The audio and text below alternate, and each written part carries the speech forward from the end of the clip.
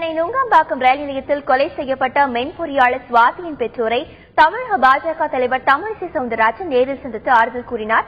பின்னர் அவர் செய்தியாளர்களிடம் பேசி வருகிறார். நேரடி காட்சிகளை பார்க்கலாம். நினைத்து நான் மிகுந்த மனவேதனைப்பட்டேன். ஓரளவுக்கு உயிர் துடித்துக் கொண்டிருக்கும் பொழுது மருத்துவமனையில் சேர்த்திருந்தால் கூட உறுப்பு தானமாவது செய்திருக்கலாம். அவள் அடிக்கடி சொல்வது, அவர்கள் பாட்டி இறந்த போது கண்தானம் செய்ததைப் போல எனது உறுப்புகளும் தானம் செய்யப்பட வேண்டும் என்று சொல்வாள் என்று சொல்லும் பொழுது, இழப்பில் கூட அந்த குடும்பத்திற்கு எப்படி ஒரு மனிதாபிமானமும் ஒரு தயாள குணமும் இருக்கிறது என்று நினைக்கும் பொழுது, இத்தகைய குழந்தை நன்றாக வாழ்ந்து இந்த சமுதாயத்திற்கு சேவை செய்திருக்க வேண்டுமே என்ற ஆதங்கம். ஆனாலும் விசாரணை முழுமையாக நடைபெற வேண்டும். குற்றவாளி எந்த விதத்திலும் தப்பித்துவிடக் கூடாது. அதே போல அந்த குடும்பத்தின் இன்னொரு ஆதங்கம், இந்த குழந்தை சுவாதி என்ற பெண் குழந்தை நேர்மையாக கல்வி கற்று நேராக பணியிடத்திற்கு சென்று தங்கள் தோழிகளோடு சேர்ந்து உணவை பகிர்ந்து அவர்களோடு அதே ரயிலில் வந்து எந்தவித சிக்கலும் இல்லாத ஒரு நேர்மறையான ரொட்டீன் ஒரு வாழ்க்கை. அதனால் இதில் ஏதோ அவர் மீது பழியை சுமத்துவது போலவோ அவரின் ஒழுக்கத்திற்கு களங்கம் விளைவிப்பதைப் போலவோ எந்த விதத்திலும் ஒரு கடுகளவு கூட எந்த சம்பவமும் கிடையாது. அதனால் தயவு செய்து சமுதாயவாதிகளும் பொதுநலவாதிகளும் ஊடகங்களும் இந்த நோக்கில் அவளை அணுக வேண்டாம் என்பதும் எங்களது கோரிக்கை. எந்த விதத்திலும் இத்தகைய கருத்துக்கள் இனிமேல் பதிவிடக்கூடாது என்பது அவர்களின் ஆதங்கமாக இருக்கிறது.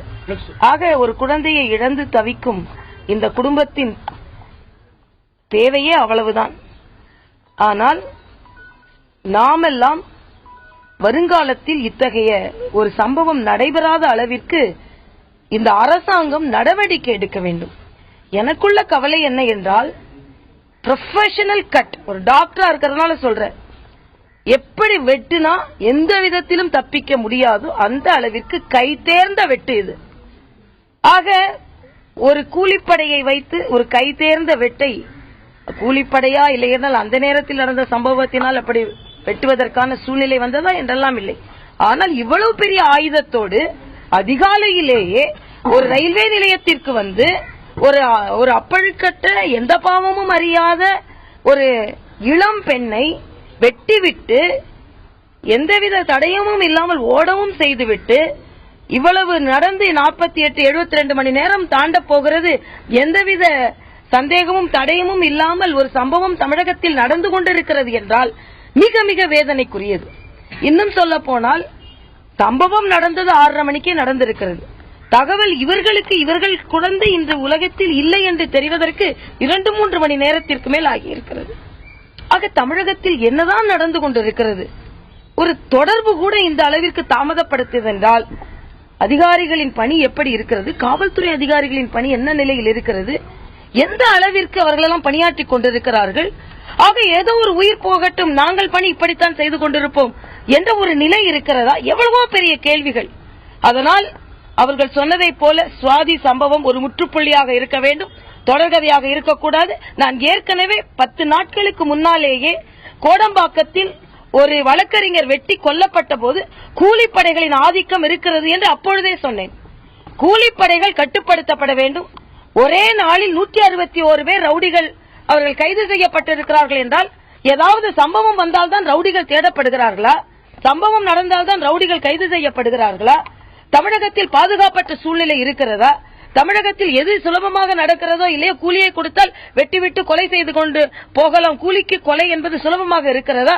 இதெல்லாம் என்னுடைய கேள்வி அல்ல, சாமானியர்களின் கேள்வி. இதற்கு அரசாங்கம் பதில் சொல்லியே ஆக வேண்டும். பாரதிய ஜனதா கட்சியின் சார்பில் அந்த குழந்தையின் உயிரை திருப்பிக் கொடுக்க முடியவில்லை என்றாலும் நிச்சயமாக இதை போல சம்பவங்கள் இனிமேல் நடைபெறக்கூடாது.